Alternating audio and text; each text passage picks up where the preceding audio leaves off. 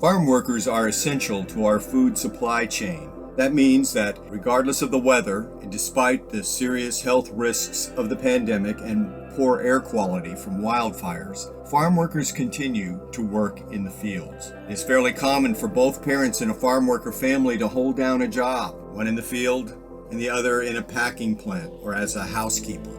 Despite their back-breaking work, many farm worker families still struggle just to make ends meet. Ample food to eat, presentable clothing to wear, a warm blanket in winter. Most of us take these things for granted. Yet for hundreds of Salinas Valley farm workers and their families, these necessities are actually uncertainties, and they have been uncertainties for decades.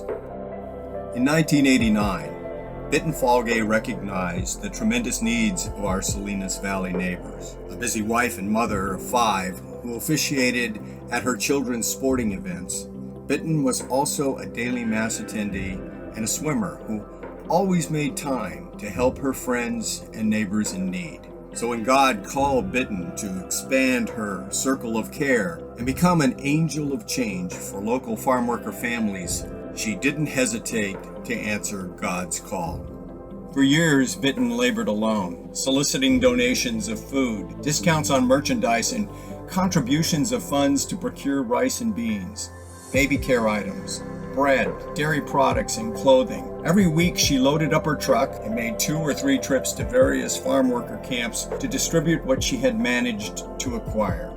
At Thanksgiving and Christmas time, Bitten welcomed the help of fellow parishioners, including Dave and Wendy Banks, Matthew and Jean Kelleher, and Nancy Hardy, in soliciting larger donations of money for holiday meal food for special needs of the family, like a crib for a couple expecting their first baby. She also saw to it that there were much-needed blankets, as well as gifts and toys for the children, thus enabling many families to stay warm in winter and to celebrate Thanksgiving and Christmas in ways that would have been beyond their reach.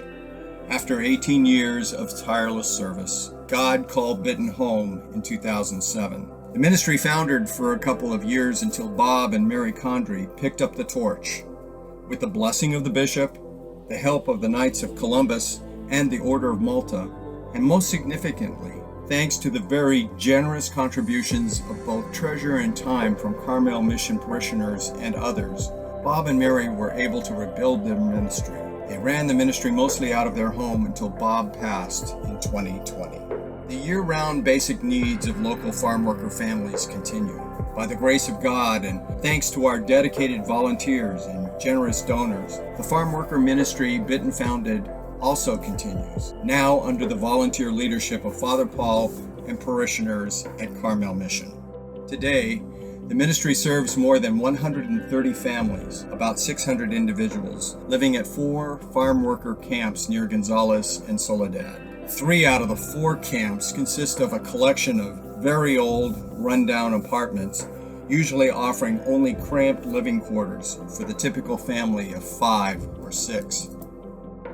The ministry owes its survival to the selfless dedication of volunteers of all ages, including students from Palma High School, the generous donors of many faiths, and the support of other local Catholic ministries, including the St. Vincent de Paul Society, the Knights of Columbus, and the Order of Malta. The Knights and Dames of Malta contribute 30% of the operating budget annually.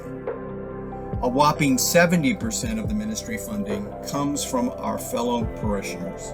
This generous gift, given by the people in the pews, makes it possible for our ministry to provide food year-round and to make the holidays special for the families we serve. Without the Carmel Mission contributions of time, talent, and treasure, these families would simply go without. Won't you be my angel?